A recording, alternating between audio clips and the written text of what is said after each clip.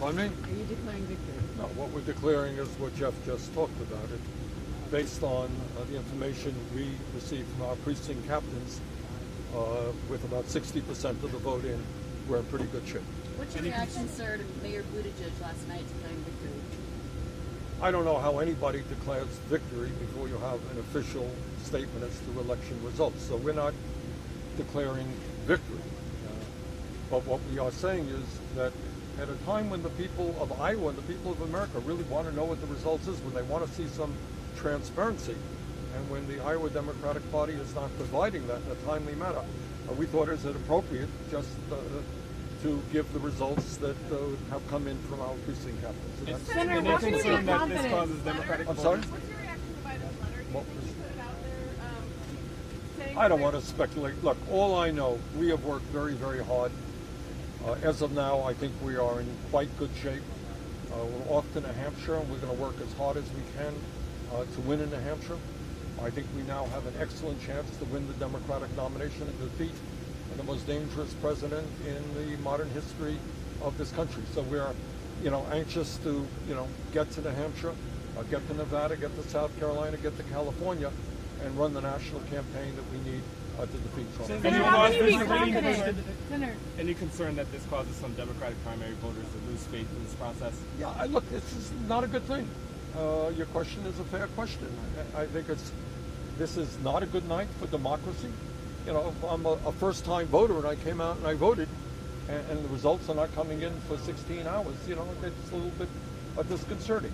So the answer to your question is yes, but I think especially in this unprecedented moment in American history, we have got to keep our eyes on the prize, and that is we have got to rally the American people. We have to have the largest voter turnout that we possibly can to defeat a very, very dangerous president. What's your message to first-in-the-nation voters, Senator? Pardon me? What's your message to first-in-the-nation voters you're heading to see in New Hampshire? You're the reigning champion. Well, I want to thank them. I really do.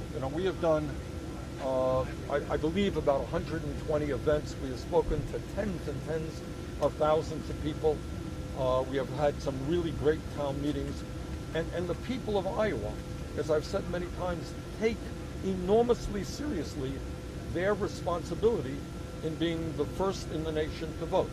So I think the people of Iowa have done their duty, and unfortunately, I think the Democratic Party here in Iowa has been negligent in not getting us timely results. Senator, how do you think Troy Boyce has handled the situation? Pardon me? How do you think Troy Boyce has handled the situation since the delays have happened? Jeff has been on the phone with these guys. I have not, honestly. Yeah. It seems as though Vice President Biden's campaign is trying to cast aspersions on the results.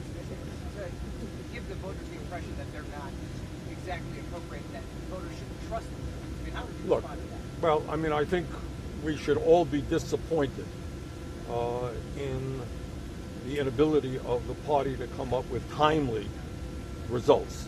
But we are not casting aspersions on the votes that are being counted. There's no excuse for not having results last night. But that doesn't mean to say that the votes, that the totals that come in will be inaccurate.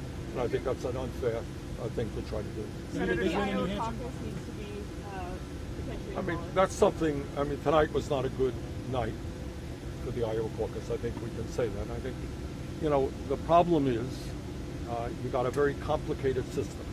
So it's one thing to get the popular vote, right? And it's another thing to get the realignment vote, and that's another thing to determine who won the delegates. It's pretty complicated. You're asking volunteers all over the state to be able to do that. So I think this is something that people will probably take a look at.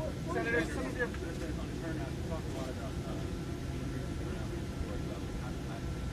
From what to the degree that we have results, we don't know. It appears, what I have heard, is they are somewhat higher than they were in 2016. Not as high, frankly, as I would have liked to have seen this year. Okay, we got to get going. Some of us want to get to New Hampshire. Did you get any sleep, Senator? Did you sleep at all? Not enough. All right, everyone back to your seats.